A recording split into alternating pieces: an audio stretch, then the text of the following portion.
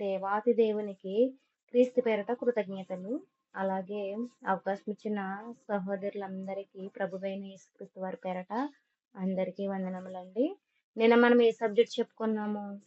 ఇయాల రెండో భాగం చెప్పుకుందాము అని అన్నాం కదా! నిన్న మనము దేని గురించి మాట్లాడుకున్నాము? మీకు గుర్తుందా? హలో!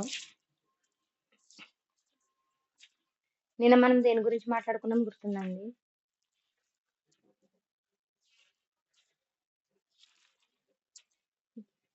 సరే.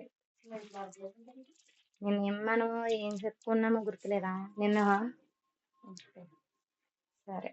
యాకోబు రాసిన పత్రిక 5వ అధ్యాయము 10వ వచనము. యాకోబు రాసిన పత్రిక 5వ అధ్యాయము 10వ వచనం మనం చూస్తే, నా సహోదరులారా, ప్రభు నామమున బోధించిన ప్రవక్తలను శ్రమానుభవమునకు ఓపికను మాదిరిగా పెట్టుకొనిడి. ఇక్కడ అన్య దేశములందు చెదరి ఉన్న వారికి యాకోబు గారు రాస్తున్నారు. యాకోబు గారు ప్రకటన అనేది చేస్తున్నారు. ఏమని అంటే, నా సహోదరులారా, ప్రభు నామమున బోధించిన ప్రవక్తలు. ప్రభు నామాన్ని బట్టి ప్రవక్తలని వారు చాలా మంది బోధించారు. ప్రభు వాక్యాన్ని బోధించారు.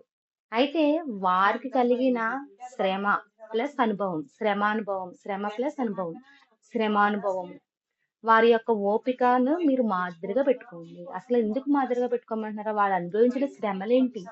మన జీవితాల్లో కష్టాలనేవి వస్తూ ఉంటాయి, శ్రమలు అనేవి వస్తూ ఉంటాయి. మనకు వచ్చే శ్రమలు అంటే కుటుంబం పరంగా వచ్చినాయి. మనకు శ్రమలు కుటుంబ పరంగా అనేది మనకు శ్రమలు వస్తుంటాయి.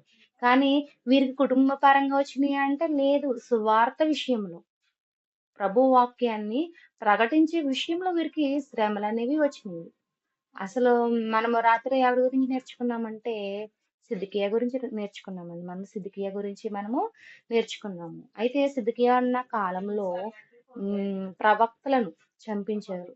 ప్రవక్తలను హింసించి చంపించిన వారుగా కనపడుతుంది. అయితే క్రొత్త నిబంధన కాలానికి వచ్చేసరికి ఇంకా హింస అనేది కొనసాగిందా, లేక ఈ హింస అనేది పాత నిబంధన కాలంలోనే ఆగిపోయిందా, హింస అనేది ఇంకా జరుగుతుందా అనేది మనము చూద్దాము. వాక్యం యొక్క లేఖనాల్లో వెళ్ళి మనము పరిశీలన అనేది చేసినట్లయితే, మత్తయి సువార్త 23వ అధ్యాయము, మత్తయి సువార్త 23వ అధ్యాయము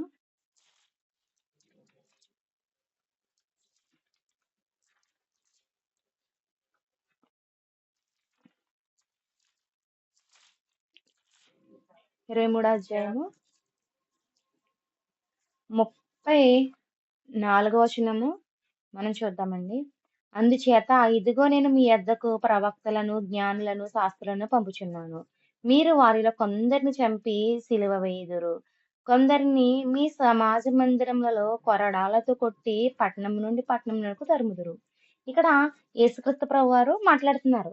అక్కడున్న యెరూషలేములో ఉన్న పెరిసీలు గాని, యూదులు గాని, శాస్త్రులు ఉంటారు కదా, వారందరితో కూడా యేసుక్రీస్తు ప్రభువారు మాట్లాడుతున్నారు. ఏమనంటే, అందుచేత ఇదిగో నేను మీ యొద్దకు ప్రవక్తలను, జ్ఞానులను, శాస్త్రులను పంపుచున్నాను. మీరు వారిలో కొందరిని చంపి సిలువ వేయుదురు. అంటే నేను బోధించడానికి, తండ్రి మాటలను బోధించడానికి మీ దగ్గరికి ప్రవక్తలనేంటి, జ్ఞానులనేంటి, శాస్త్రులనేంటి అందరిని పంపుతున్నాను. ప్రభు వాక్యం ప్రకటించడానికి. అయితే మీరు వారిలో కొందరిని చంపుతారు అని ముందుగానే యేసుక్రీస్తు ప్రభువారు చెప్పడం అనేది మనం చూస్తున్నాము. మీరు వారిలో కొందరిని చంపి సిలువ వేయుదురు. కొందరిని సమాజ మందిరంలో కొరడాలతో కొట్టి, సమాజ మందిరంలో ప్రభు బోధ చేసేవారిని ఏం చేస్తారండి? కొరడాలతో కొడుతున్నారు. ఎవరు? ఈ యూదులు. పరిసలైన వారు ఈ అక్కడ ప్రభువు సేవ నిమిత్తం వెళ్ళిన వారిని ఏం చేస్తున్నారు? కొరడాలతో కొడుతున్నారు. నేడున్న సమాజంలో కూడా కొరడాలతో కాదు, వారికి నచ్చినట్టు చేస్తున్నారు. హింస అనేది పెడుతూ ఉన్నారు. చర్చిలు తగలబెట్టడం గాని, చర్చిలు కూల్చేయడం గాని, పాస్టర్స్ ని నడి రోడ్డు మీద హింస పెట్టడం గాని, కొట్టడం గాని చేస్తూ ఉన్నారు. ఆనాడు ఇశ్రాయేల్ ప్రజలు ఎలాగైతే ఘోరాతి ఘోరంగా ఉన్నారో, అదే విధంగా నేడున్న సమాజంలో కూడా అలాగే ఉన్నారు. క్రీస్తుకు వ్యతిరేకంగా ఉండి ప్రభు వాక్యాన్ని బోధించకుండా హింస అనేది పెడుతూ ఉన్నారు. కానీ కొంతమంది ఆ హింసకు తట్టుకున్నవారు ఉంటున్నారు. కొంతమందైతే ఎందుకొచ్చింది ఇవి మనము బలైపోతున్నాము. ఎందుకు మన జీవితాలేంటి, మన బిడ్డలేంటి అని ఆలోచన ఉన్నవారు ప్రభు పక్షాన ఉండకుండా ఇంకా అన్యుల్లో కలిసిపోయే వారిగా, హిందూ మతం తీసుకునే వారిగా చాలామంది ఉంటున్నారు. అయితే ఇక్కడ యేసుక్రీస్తు ప్రభువారు కూడా మాట్లాడుతున్నారు. అక్కడున్న సమాజంలో ఉన్న యూదులతోని, శాస్త్రులతో మాట్లాడుతున్నారు. ఏమని? పట్టణం నుండి పట్టణమునకు తరుముదురు. మీరు ఇక్కడ ఉండకుండా ప్రభువు బోధ చేసేవారిని పట్టణం నుండి పట్టణానికి మీరు అదేంటి తరుముతున్నారు. నీతిమంతుడైన హేబేలు రక్తం మొదలుకొని పాత నిబంధన ఆదికాండంలో ఆదాము, హవ్వల కుమారుడు రెండవ సంతానమైన హేబేలు రక్తము మొదలుకొని బలిపీఠమునకు దేవాలయమునకు మధ్య మీరు చంపిన బరకయ కుమారుడగు జకర్యా రక్తము వరకు భూమి మీద చిందింపబడిన నీతిమంతుల రక్తమంతయు మీ మీదకొచ్చును. హేబేలు మొదలుకొని హింసించబడుచున్న వారు, ఆ హింసలో మరణమవుచున్న వారు ఈ భూమి మీద తమ రక్తాన్ని ఒలికిస్తున్నారు. వారి రక్తమంతయు కూడా, నీతిమంతుల రక్తమంతయు కూడా ఎక్కడికొస్తుందంట? మీ మీదకొస్తుంది. ఎవరైతే హింస పెట్టి చంపేస్తున్నారో, కఠినంగా ఉండి ప్రభు బోధ చేయకుండా హింస పెట్టి చంపేస్తున్నారో, ఈ నీతిమంతుల రక్తమంతా కూడా వారి మీదకొస్తుంది. ఇవన్నీయు ఈ తరము వారి మీదకి వచ్చునని మీతో నిశ్చయముగా చెప్పుచున్నాను. ఈ తరము వారికి. తరము వెంబడి తరము వస్తూనే ఉంటుంది. ఎంతోమంది క్రీస్తు మార్గాన్ని అనుసరించిన వారు క్రైస్తవులుగా పిలువబడుచున్నారు. క్రైస్తవ్యం అనేది ఒక మార్గము, మతం కాదు. ఒక మార్గము. ఈ మార్గంలోకొచ్చే వారందరిని కూడా రానివ్వకుండా హింస పెడుతూ, చంపుతూ ఉంటున్నారు. అయితే తరము వెంబడి తరము క్రైస్తవులు లేకుండా చేద్దాం అనుకుంటే క్రైస్తవ్యం ఆగిపోతుందంటే లేదు. ఎంతమందినైతే చంపుతున్నారో అంతమంది క్రైస్తవులు పుట్టుకొస్తూనే ఉన్నారు. అంతా దేవుని కృపలోనే సాధ్యమవుతుంది. మరొక వచనంలో మనము చూసినట్లయితే మత్తయి సువార్త 21 అధ్యాయము, మత్తయి సువార్త 21 అధ్యాయము 34 వచనం మనం చూస్తే ఇక్కడ యేసుక్రీస్తు వారు మరొక ఉపమానం చెప్తున్నారు. మరి ఒక ఉపమానం వినుడి.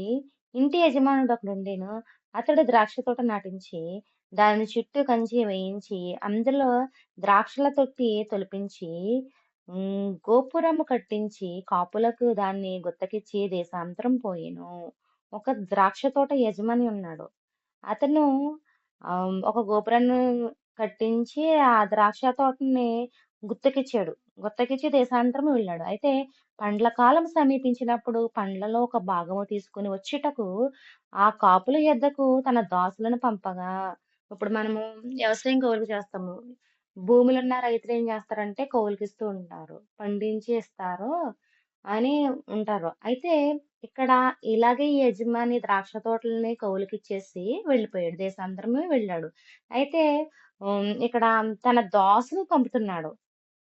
ఏంటి? పండ్ల కాలం సమీపించినప్పుడు పండ్లలో తన భాగము తీసుకుని వచ్చుటకు కాపుల యొద్దకు తన దాసులను పంపగా. ఇప్పుడు మనం వ్యవసాయం చేస్తున్నాము. కౌలుకి తీసుకుంటున్నాము. ఆ పంట పండిన తర్వాత అతనికి ఎన్ని బస్తాలైతే ఇవ్వాలో అన్ని బస్తాలు కౌలుకి ఇవ్వాల్సినోళ్ళకి ఇస్తాం కదా! అవి తీసుకోవడానికి రైతు వస్తాడు. లేకపోతే తన దగ్గర పనిచేసే వారిని ఎవరో ఒకరిని పంపుతాడు. అదే విధంగా ఇక్కడ ఒక యజమాని తన దాసుని పంపినప్పుడు ఆ కాపులు అతన్ని దాసులను పట్టుకొని అతన్ని కొట్టి యొక్కని చంపిరి. దాసులను పంపించినప్పుడు వారు ఆ పండించినవి ఇష్టం మానేసి అక్కడికి వెళ్లి అడిగిన ఆ యజమాని యొక్క దాసుల్ని వీరు ఏం చేశారంట? చంపారు. అంటే హింస. హింస అనేది ఇక్కడ మనం చూస్తున్నాము. ఒకరి మీద రాళ్ళు రువ్వారు. మరొకరి మీద రాళ్ళు రువ్వి నిన్ను చంపేస్తాము అనే విధంగా రాళ్ళు రువ్వరు. అయితే ఇక్కడ మరలా అతడు మునుపటి కంటే ఎక్కువ మంది ఇతర దాసులను పంపగా వారు వీరిని ఆ ప్రకారం చేసిరి. ఎంతమందిని పంపినా గాని మొదటి వారికి ఏ గతి పట్టిందో తర్వాత వెళ్ళిన వారికి కూడా అదే గతి కలిగేలాగా అక్కడ వారు చేస్తున్నారు. తుదకు నా కుమారుని సన్మానించరనుకుని తన కుమారుని వారి యొద్దకు పంపెను. తుదకు ఇక్కడ తన కుమారుని పంపించాడు. దాసులను పంపినా గాని ఇక్కడ మనము ఈ దాసులంటే ఎవరనుకోవాలంటే ప్రవక్తలు. ప్రవక్తలని మనము అర్థం చేసుకోవాలి. అయితే ఇక్కడ ఆ యజమానుడు ఎవరంటే తండ్రి అయిన దేవుడు. తండ్రి అయిన దేవుడు తన కుమారుడిని పంపుతున్నాడిప్పుడు. తన కుమారుడిని పంపించాడు. పంపించినప్పుడు ఆయనను ఆ కాపులు కుమారుని చూసి ఇతడు వారసుడు. ఇతన్ని చంపి ఇతని స్వాస్థ్యము తీసుకుందుము రండని తమలో తాము చెప్పుకొని. ఏంటి కుమారుని పంపాడు. కుమారుని పంపితే నా కుమారుని సన్మానించి నాకు రావాల్సింది ఇస్తారేమో అని ఆ యజమానుడు తన కుమారుని పంపినప్పుడు ఆ కుమారుని ఏం చేశారంటండి చంపారు. ఇప్పుడు యేసుక్రీస్తు ప్రభువారు మన నిమిత్తమే ఈ భూమి మీదకొచ్చారు. తండ్రైన దేవుడు ఈ భూమి మీదకి పంపించారు. అయితే ఆయన్ని చంపేశారు. ఈ భూమి మీద బలవడానికి ఆయనొచ్చారు. ఆయన్ని చంపేశారు. ఆయన రక్తం అనేది ఈ భూమి మీద ఒలికించారు. ఆయన హింస అనేది పడ్డారు. ఎవరు? యేసుక్రీస్తు ప్రభువారు. ఆయన బోధించారు. తండ్రి యొక్క వాక్యాన్ని బోధించారు. అందుకనే అంటాడు కదా! యాకోబు రాసిన పత్రిక 5వ అధ్యాయం 10వ వచనంలోని ప్రవక్తలు మీకు మాదిరిగా ఉన్నారు. వారి యొక్క శ్రమానుభవం, వారి యొక్క ఓపిక మీరు మాదిరిగా పెట్టుకోండి అంటే యేసుక్రీస్తు ప్రభువారు కూడా ఈ భూలోకానికి వచ్చి హింసలు పొందారు. ఆయన్ని కూడా చంపేశారు. ఆయన చంపింది ఎవరంటే యూదులే.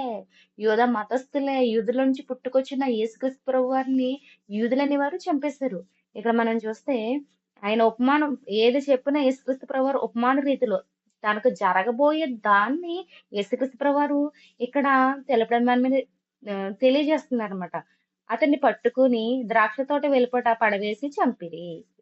కాబట్టి ఆ ద్రాక్ష తోట యజమానులు వచ్చినప్పుడు ఆ కాపులనేమి చేయవలెను?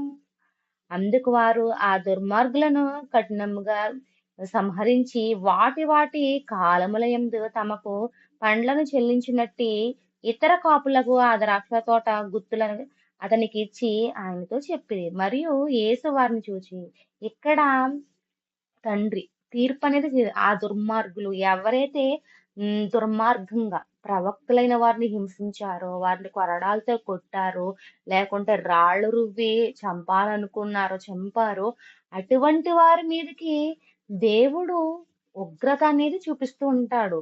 అదే అంటున్నాడు ఇక్కడ. ఆ దుర్మార్గులను కఠినంగా సంహరించి, కఠినంగా దేవుడు సంహరిస్తాడు. కాబట్టి శ్రమ వారు అనుభవించిన శ్రమను మనం జ్ఞాపకం చేసుకోవాలి. మనము ప్రభువు నిమిత్తం మనమైతే శ్రమ పడట్లేదు. మన కుటుంబాల నిమిత్తమే మనము శ్రమ అనేది అనుభవిస్తున్నాం తప్ప ప్రభువు బోధ విషయంలో మనము శ్రమలు అనుభవిస్తున్నామండి? లేదు కదా!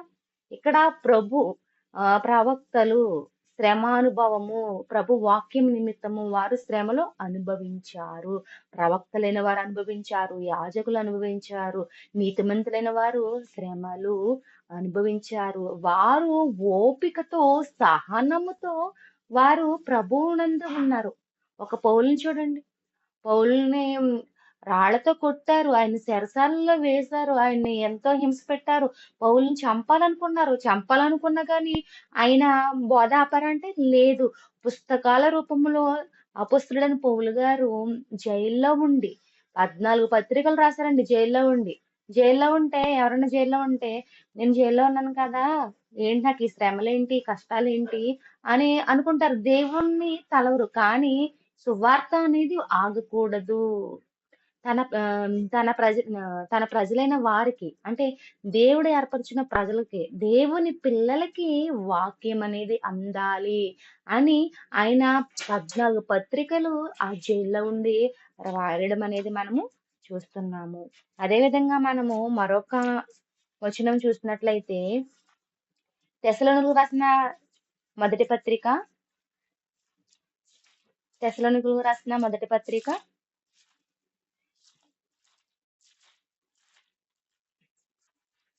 2వ అధ్యాయము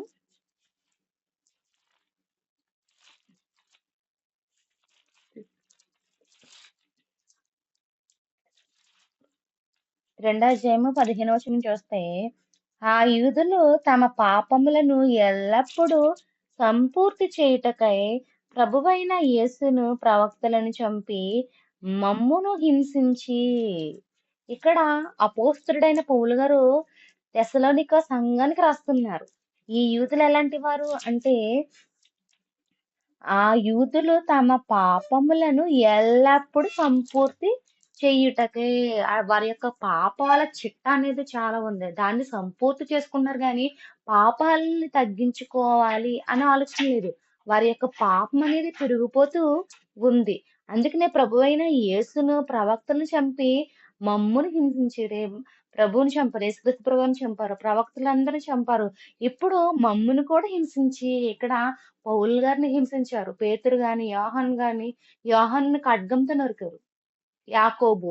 మొత్తం అందరిని కూడా ప్రభు సేవ నిమిత్తము వాక్యాన్ని ప్రకటించిన ప్రతి ఒక్కరిని ప్రవక్తలందరిని కూడా ఏదో కిందన్న హింస పెట్టి చంపారు. అదే ఇక్కడ అపొస్తలుడైన